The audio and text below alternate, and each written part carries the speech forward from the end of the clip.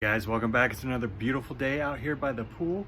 Today I just want to give you a quick video. I get a lot of questions about this on how to hook up the Intex sand pump filter connections to the pool. So let's get into those real quick. I did this as we opened the pool. There's a whole playlist, a ton of videos on this pool. Check them out. It's my Intex pool playlist if you got any other things you want to find out. But just a quick one here on hooking the pump back up as we're opening up the pool. A couple of reminders. Don't forget your drain plug for your filter. This piece is the filter. This has the sand in it. And don't lose track of your rubber gaskets on your pump side. So this is the pump.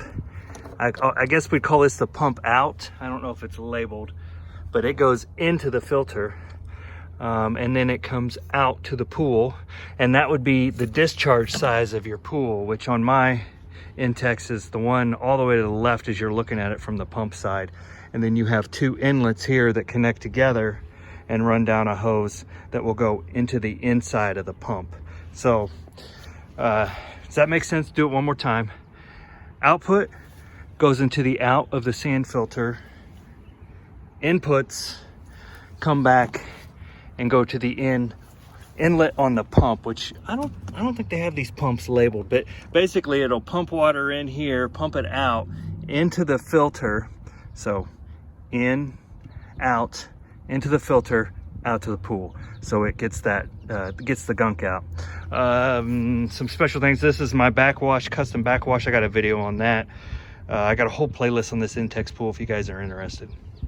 Other thing, these are kind of these rubbery parts of the hose. I'll clean them off real good before I hook them up to the filter side and the pump side here. So just try to get everything clean and put together well. So, because when this fills up, as we're filling it right now via that hose, but as it fills up and gets above these levels over here, you're going to start taking on water, and you don't want any leaks when that happens. Just another quick tip, make sure you've got your hose clamps tightened, because when your pool starts to take on water, it could pop those right out, and then you're going to be upset and wondering why water's pouring out of your pool. But you don't want to ratchet them down so hard that you break these plastic fittings that go through here, but you want to get them down pretty tight so they don't leak.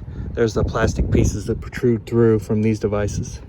And one more thing, I don't even plug the power into my pump until I'm sure water is through there, because you don't want to burn up your pump just pumping air, nothing for it to pump. So make sure your pool's full and ready to go and you got no leaks, and then you worry about powering your pump on and getting things rolling.